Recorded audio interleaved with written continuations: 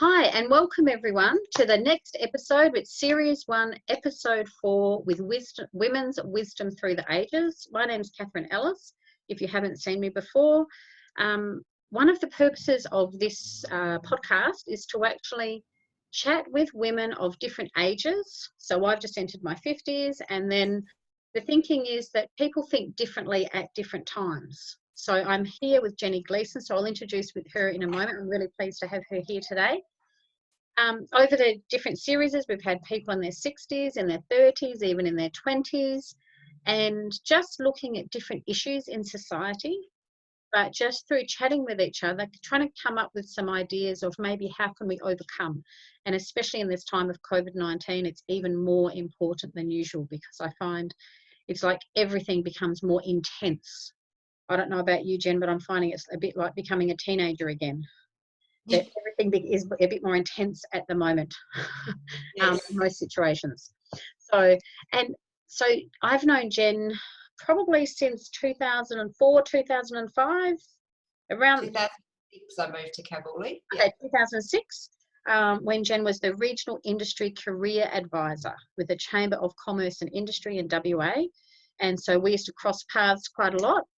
And so we haven't seen each other so much since then. So I just like you, can you tell us about yourself, please, Jen? And welcome. Sure. Thank you for having me. It's really lovely. I feel very honoured to be part of this, so thank you. You're welcome. I'm now 44, 45 soon. Best years of my life.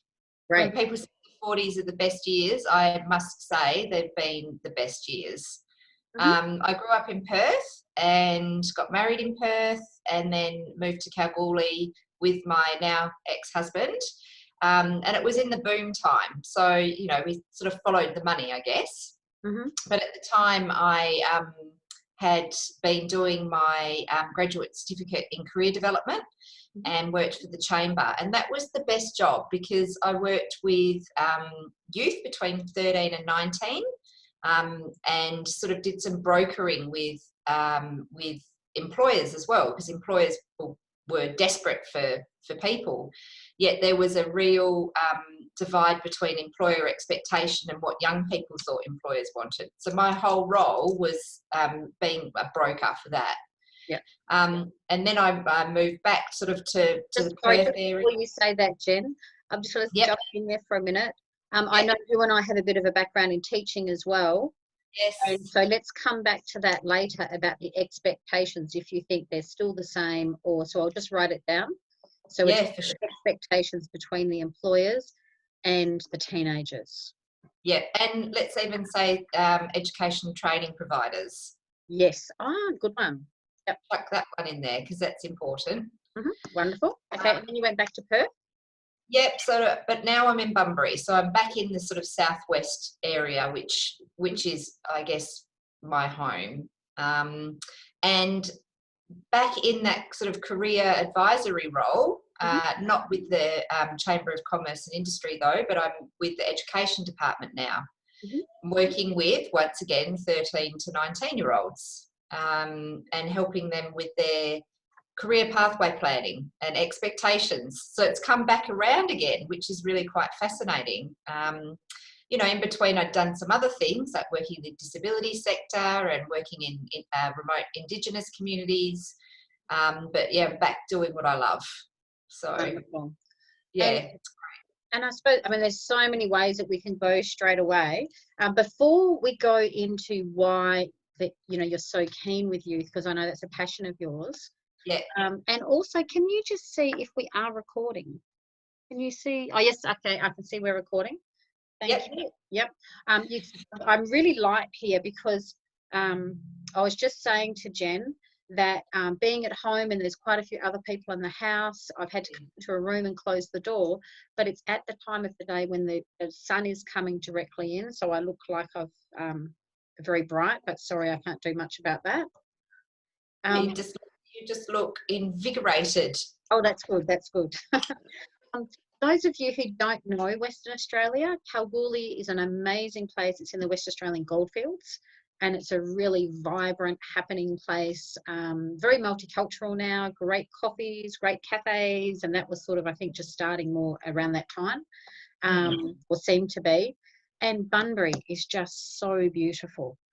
Well, Bunbury is about the same size as Kalgoorlie, population-wise, Mhm. but on the coast. So to me, it reminds me of the vibe of Kalgoorlie when I was there, Yeah. but on the coast, which is much nicer. Whereas Kalgoorlie is red dirt, desert, and Yes. the closest ocean was Esperance, which is 4 hours south. Yes. Whereas I walk to the beach where I am. Yeah, wonderful. And Bunbury's also very famous for the dolphins. Yes, Yeah. Dolphin Discovery Centre. We have a lot of people travel here to do voluntary work there.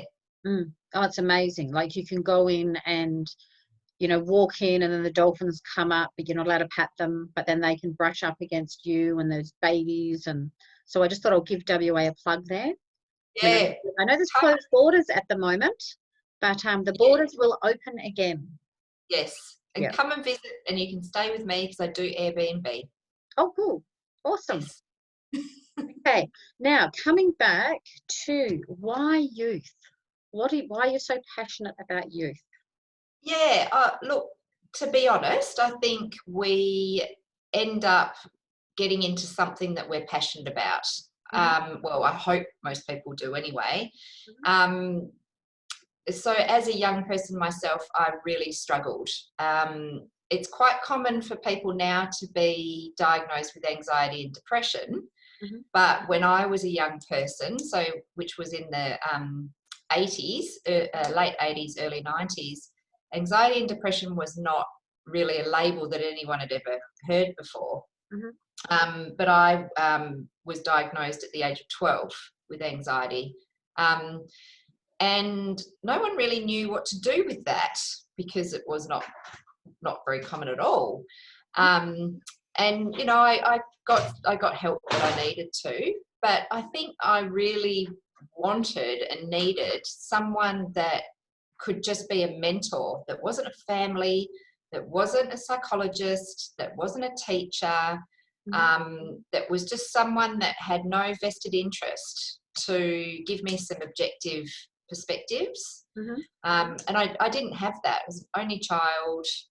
Parents worked a significant amount, very small family, and it was just like, I just need someone to be here for me and not judge me. So I think now I do what I wanted someone to do for me when I was younger. Yeah, I think probably that comes down to it for a lot of us. Yeah. Like, I used to think years ago, if some people, could be if you won the lottery, or if you were married, or if somehow your life had magically changed, it's like, what would I do, or whatever. And I think a lot of people come back and it's like, well, what would I have liked to do? So I suppose in that, especially if there's young people watching, or people in transition, especially with a lot of people having lost their jobs, that's really important. So sometimes it's through your greatest discomfort, I think, that people actually find their purpose. So that's yeah. And I think, and also when I was 19, in a space of 6 months, I had 4 friends commit suicide. Wow. When I was 19. Yep, 4 of them. Yeah. And from just before Christmas until the end of April. Yeah. So that's like 1 a month. And I just fell apart, you know, because suicide's just awful in itself. But they were all separate groups of friends, so none of them necessarily knew each other. Wow. So the whole grieving process for 4 different lots, and fell apart again, because you just fall apart. What do you do with that? And again, I found solitude in someone that it was actually a psychologist nurse, because I ended up going into a psychiatric unit because I just fell apart. And she said to me while I was there, she said, you are actually really smart, you know, and you're really you're a lovely person, and what about becoming a teacher? Well, it's the first time I'd ever thought that I was smart enough to do anything. And I'll never forget her. I can't remember her name. I vaguely remember what she looks like, but she sort of popped into my life for a period of time, gave me confidence, and then kind of left again. And if I could do that for a young person, that's, to me, that's my purpose in life. Yeah, wonderful. And, be with that person for a short period of time, and then that's all they need, and they can go again, Yeah, and that's so brave, even that you're sharing about that, like having known you professionally and then on and off, with cross paths and things over the years, I would never have picked you for having anxiety in the first place. No, and no, I no. would have picked you at having been in a psych ward. And there's so many people these days that have been in, even just for a night or two, or or extended times. And it's really good when we can start talking about it. And it's just, it doesn't mean it changes your whole life. I think sometimes, did you think when you went in that you were never going to get out of that cycle? Oh, so the first time I went in was when I was 13. I went into a psychiatric unit for 3 months. So that was in year 9, very young. Yeah. And then when I was 19 for 3 months, and then when I was 23 for 2 months. And I did start to think, is this ever going to end? But then I met my husband, and I think I was looking for a rock, someone that was secure and stable, because I hadn't really had that before. And then that helped me break the cycle. So I think, you meet people for a reason too. And we pulled each other through some pretty horrendous times in our 20s. Yeah. And then, we said goodbye in our early 30s, and it was mutual, because it was like we'd been together for part that we needed to be. And then, he's remarried and has kids now, which is lovely. Beautiful. So I think we come together, things happen to us for a reason. And I think at the time I was like, why is this happening? This is not fair. Like, why are my friends killing themselves? What's going on? But I could have taken that and gone, well, I'll do it too, which was a consideration, of course. But then I think I was like, no, I'm here for a reason. Yeah. And I don't know what that is. In my 20s, had no idea. But then I think when I got that role in Kalgoorlie, it was helping these 13 to 19-year-olds. Not directly so much. I was working more with the employers, but when I could see the impact of that work with those kids, I realised that this is what I'm drawn to do. This is what I need to be doing. Yeah, yeah. And it's funny now, because as a 44-year-old, I'd be thinking, oh, kids don't want to hang around with someone that could be their mum, because I could be their mum. I don't have kids, but I could be their mum. But they don't see me like that, and they get shocked when I say, you could be my kid, and they're like, no, not you, you're Jenny. Yeah. Jen, I'm just going, I'm very new to Zoom, so I don't actually know how to pause. So I'm just going to lean forward and try and close this curtain, because the sun's coming down and it's looking really, really bright. So I'm just going to step out for a minute and try and close that and see if that helps. Oh, that looks a bit better, doesn't it? It's shining. Okay. So that's huge. So that's awesome that you were able to be out, and obviously that's over 20 years of not having those issues, and how healthy to have a healthy look at when a marriage breaks down, that it doesn't mean it's the end of the world. No. And I understand that the loss of any dream, and especially a marriage, is so huge. Yeah. So I don't want to make light of it, but it's just lovely and refreshing to hear someone that's got the really positive attitude to that. So well, it's taken. I'm still single now. I mean, we broke up 10 years ago, and I'm still, I don't hop from relationship because I don't think that's very healthy at all. For me anyway, because you've got to work out who you are before you introduce a new person, I think. Yes, and that could be another whole interview. Yeah, I know. Yeah, let's not go down that pathway. Yeah, but but I will just say that it was years ago, I did go down that path and just look, but where did this romantic love come from? And it's only actually been around for about 120, 130 years. And it Oh, came out of like Hollywood. So that was actually the first book that I wrote. I actually go into a little bit, or first or second book, and it was on relationships, and it was researching that side of it. And it was like, wow. So, but like I said, that's not what we're here to talk about today. I did want to ask you about, like, there's some really exciting things that you are doing, because yes, obviously you're here today partly as a businesswoman, and yes. talking about, well, how are you helping youth? So I'd like to hear more firstly about your business, like what are you doing with your business and what is it called? Tell us a bit about that. Okay, so my business is called LifeWorks. So Mm-hmm, LIFEWORX. mm-hmm, So after my ex and I split up, I went traveling. I went to South and Central America, and I did lots of voluntary work, and then unexpectedly had to come back to Kalgoorlie. That's a very different story, mm-hmm, but felt really lost. I'm like, what am I doing with my life? And the role that I had been doing, I thought, well, I'll take that and make it my own instead of going through, the government. So LifeWorks originally started with career coaching for teenagers. mm-hmm. That's kind of what it was all about. But then schools are a very difficult kettle of fish to work with. Funding is an issue. If it doesn't sit with their priority, it's an issue. They apparently have career advisors, but just quietly they don't. Or the career advisors, the teachers get lugged with, the career advice. Anyway, different podcast. So I had to sort of diversify and went into working with corporate. Mm-hmm. So that's when I discovered personality profiling, actually, and looking at things like Myers-Briggs, DISC, personality dimensions, true colours, all sorts, because I'm always looking for tools to help people. And I discovered one called Personality Dimensions, which really took off, and it's based on the 4 dimensions of personality types.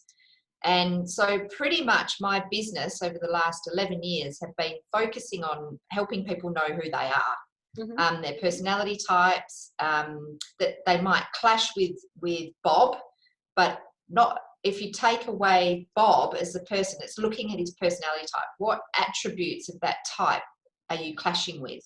So it's not Bob. Bob's a great guy. It's just things that are part of his personality that you might not like. Mm-hmm. So it helps people separate the I don't like Bob, depersonalizing it and looking more at the characteristics of that type, That is so for want of a better word. It's And so important. yeah. And teams come back to me years later and say, Jenny, I still remember that session where I had that moment of realization when I looked at Bob and realized, it's just some things that he does that I don't like. Yeah. And now that I know that, and now that I know how to deal with that, we can get along. Yeah. And it is so powerful. Understanding your type has changed me, and it's changed a lot of people. Wonderful. Could you give us a specific? I mean, I can think of examples, and I don't even know many personality profiling ones, but I know how it's impacted my life from the little bit that I do know. Could you think of an example of someone that perhaps hasn't had much to do with personality profiling? Okay. So personality profiling goes back a very, very long way. Carl Jung is probably one of the most well-known psychologists that's done quite a lot of work. He was the inventor or founder of introversion and extroversion, which most people know something about. Yeah. So he took a lot of evidence throughout history that we have a personality type, and if you do a research around typing, they tend to fall into 4 different types. Now, we're all a blend of the types, but there will automatically be one way that we will function. We'll just automatically kind of revert back to that type as a preference. So they're different, but they have similar aspects. So a lot of you can do profiling online. So you can go online and do free ones, or you can do paid ones. Mm-hmm. But a lot of the time you need a qualified person to explain it to you to really get the benefits out of it. So profiling, one of the positive things of profiling, and the reason that I got into it, is it's good for helping you work out what career would suit you best. Okay. Yep. Yeah, because there's just coming back to something specific. So say say you said Bob. I don't like Bob. Okay. So what could be an example of a personality? I'm just talking about for someone who's never heard of personality profiling, which there could be on the call. Okay. What might be an example of Bob's behaviour? Oh, okay. All right. So can I give you an example to do with teenagers? Yes. Awesome. Yeah, because teenagers, this when you see it the most, because they're not familiar with personality types. Mm-hmm. So as I said, there's sort of 4 types. So I wrote a book last year called Personalities in the Classroom. Which I'm really excited about. You're welcome to do a plug and hold it up if you've got a copy there. Oh, have I got a copy of my book? Oh, I do.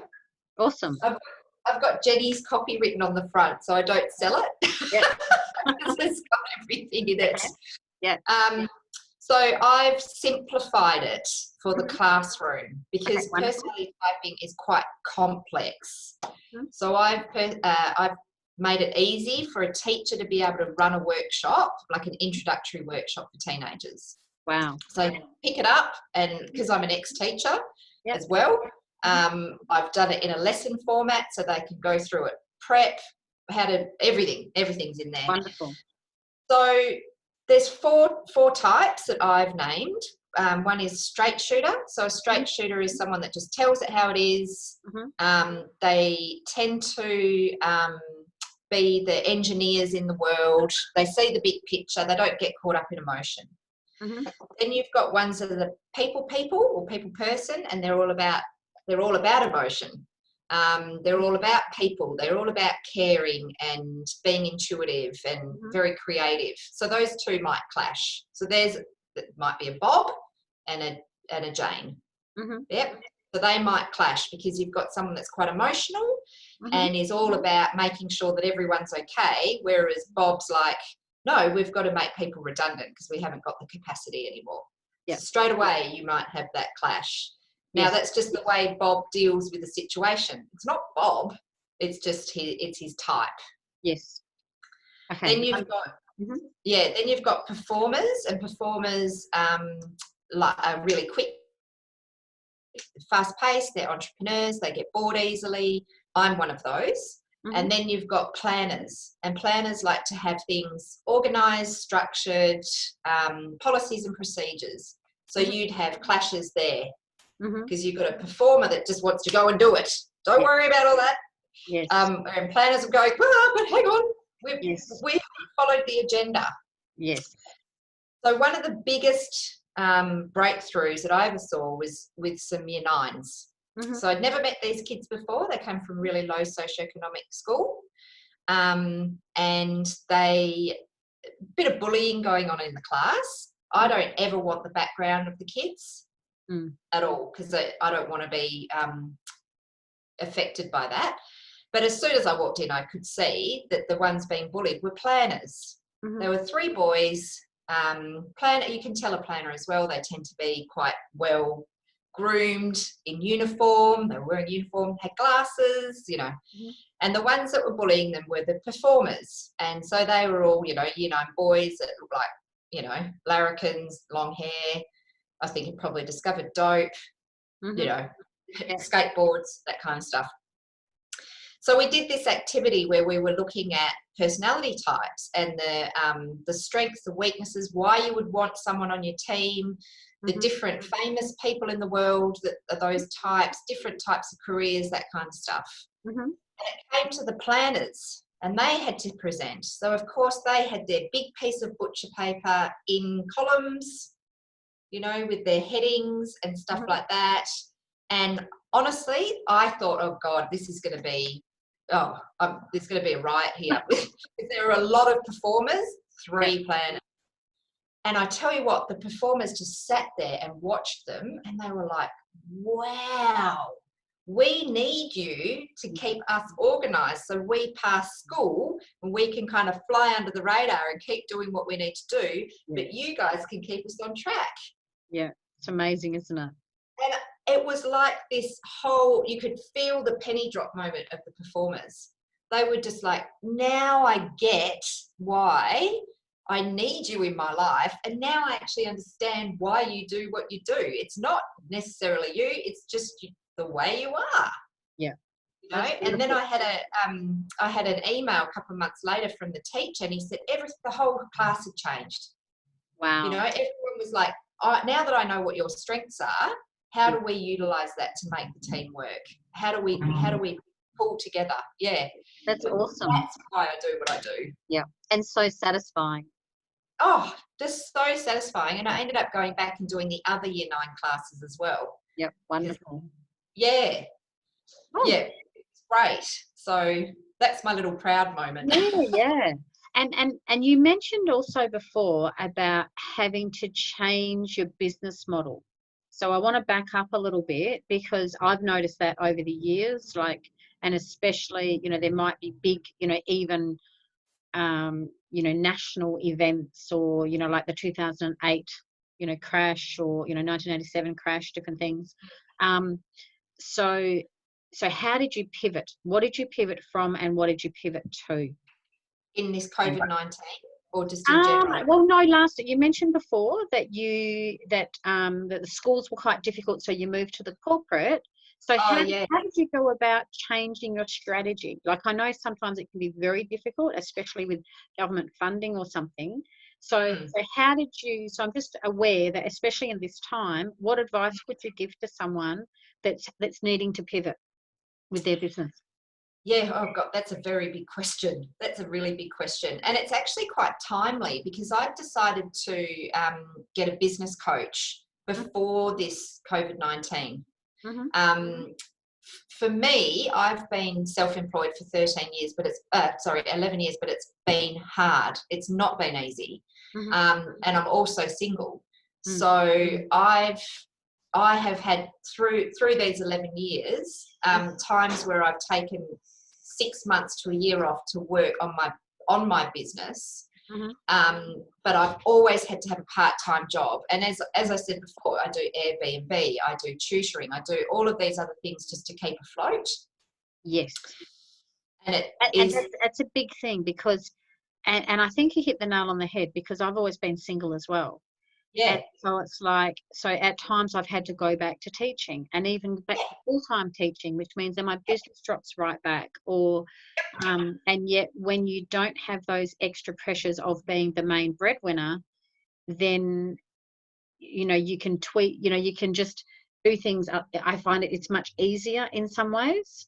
Yeah. So if I used to be a homestay mum, or, just do many different things the same as you. Yeah, I found I have got to that point. This is why I've got the business coach, because I don't have the energy to keep doing that. Absolutely. And I don't want to keep doing that, because I love what I do. I believe in what I do. I see the difference in what it does for people. It just doesn't bring in the money.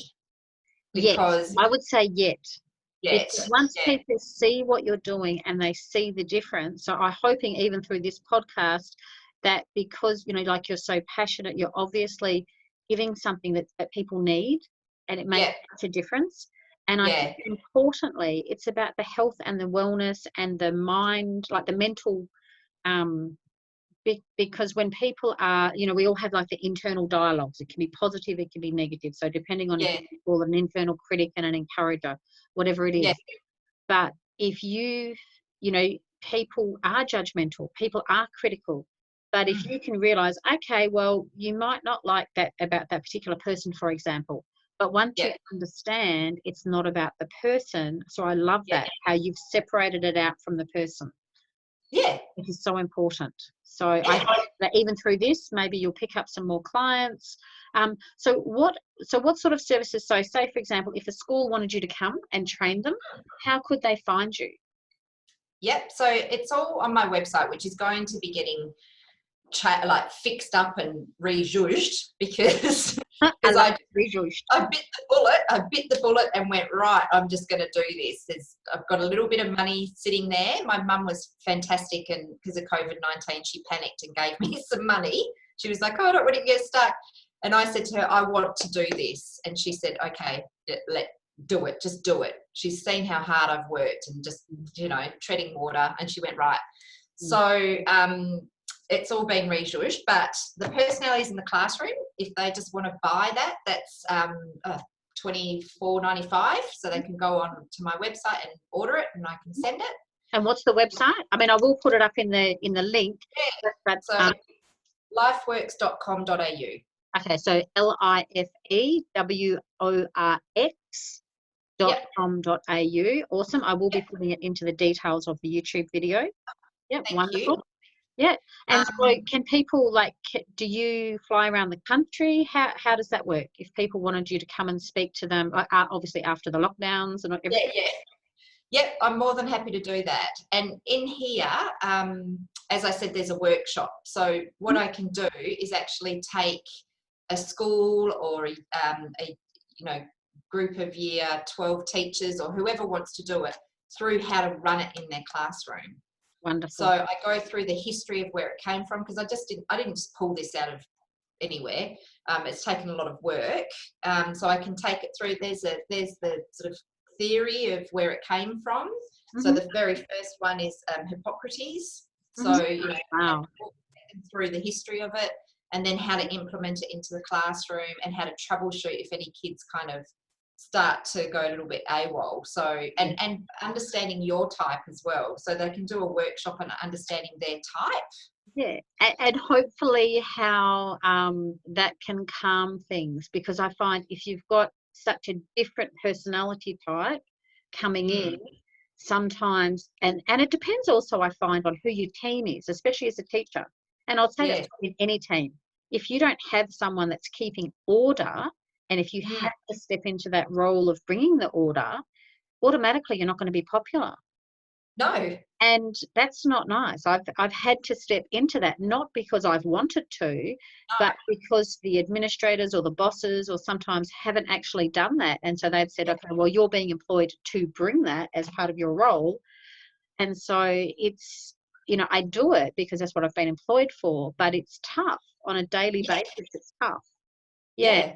So I've been in that role too. Awful. Yeah. So hopefully there's some things that, that you're bringing into your workshops as well, of how to simplify that. So I'm really excited, and so it'll be great to have you on later, or even, I hope, I don't know, this is an idea that's just popped into my head. I mean, how great would this be if there's people in the future that if they hear people say, for example, like this interview with you today, and then they're giving feedback, wow, I did Jenny's, course, or I read the book.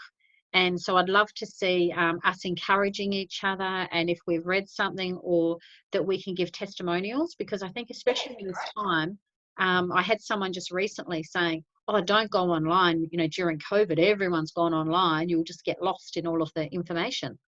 And it's like, that's not, to me, that's not a positive way to look at life.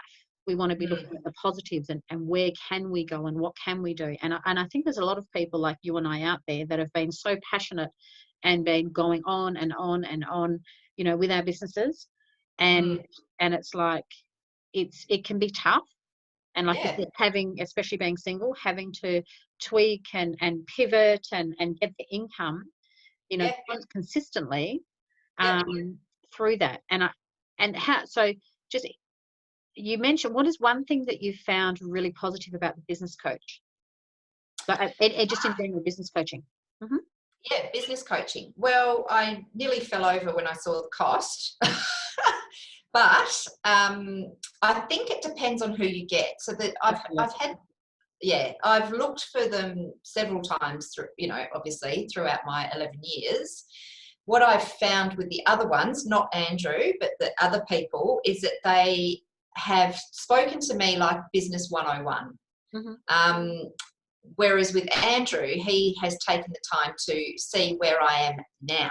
and the knowledge that I have now, and look at what I've been doing, and looked at the loop and the cycle that I've been on, and gone, we need to stop there. Yes. That's wonderful. That's when your loop is starting again. Like, what is it that makes you throw yourself back into that pattern of behavior, that pattern of not believing in yourself? He's not a psychologist at all, but that's where your loop starts again. Why did you go back and do that? Yes. So that's one thing. The other thing is he comes from a finance background. So his head is finance. Is that making you money? No, stop doing it. Just like that. And the other thing is he introduced me to someone that does marketing and promotion, which I've found very hard to decipher who actually knows what they're doing and who says they do, but they don't. Yes, I find that with every industry. Oh, and especially social media. Like, a lot of people say, I know social media, but I did a lot of courses and things going back, over 10 years ago now. I remember, Yeah. And so I would probably say I got up to maybe a 7 out of 10. So to me, I was pretty good, but I was never like an 8, 9 or 10 out of 10. But I know so much more than most of the other people that I've spoken to, because I'd done like a lot of those courses. I was part of meetup networking groups and all of this stuff. So yeah, you learn as you go along, but I think sometimes it can also even be like the right person at the right time, or the right connections. Yeah. And I've had engaged in quite a few people who say that they're social media experts, and as you just said, then they're not up at, I need someone that's a 10 out of 10. Not someone that's like dabbling or gone, I understand how to use LinkedIn, I'm just going to promote myself as an expert. Yeah. And just on that, if someone's not sure what we mean by that, like doing backlinks to your website. I get a lot of people commenting on numerous websites that I have, but there's not one comment that I approve, because it's like got crazy web links, or it doesn't make sense.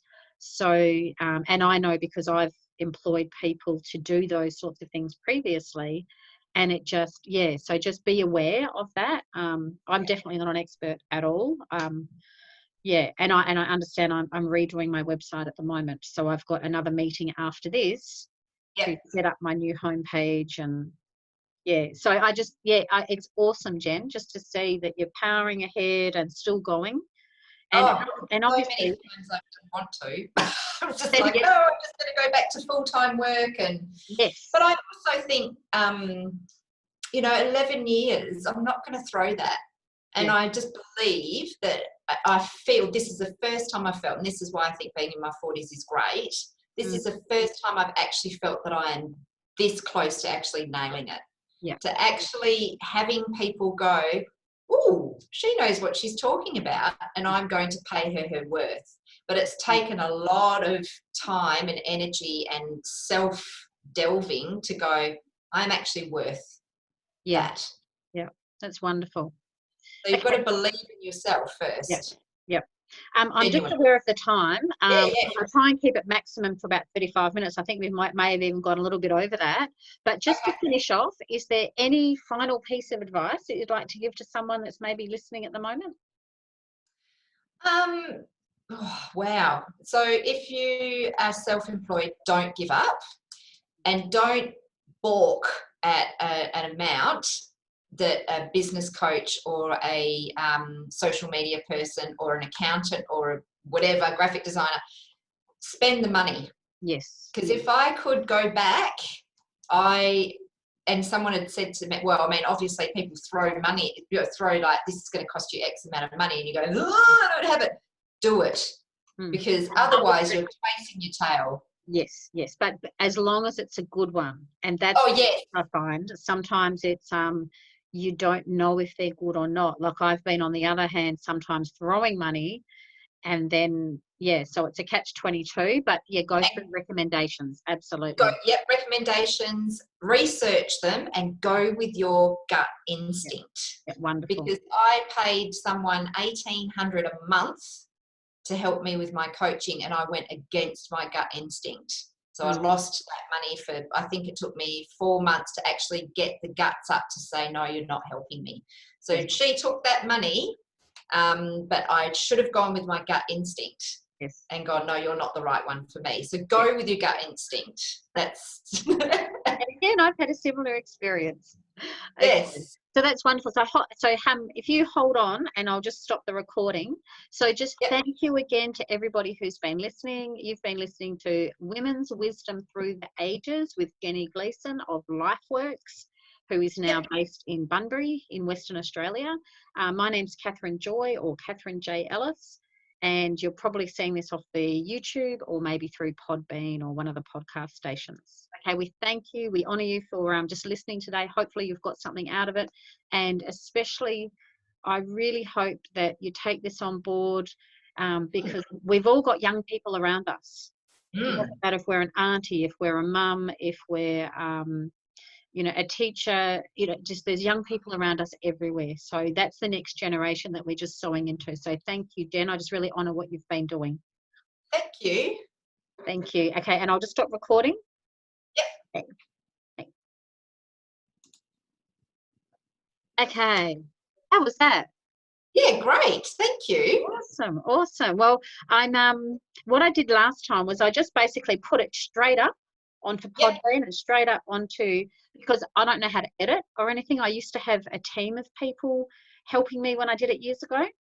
Yep. Which I don't anymore.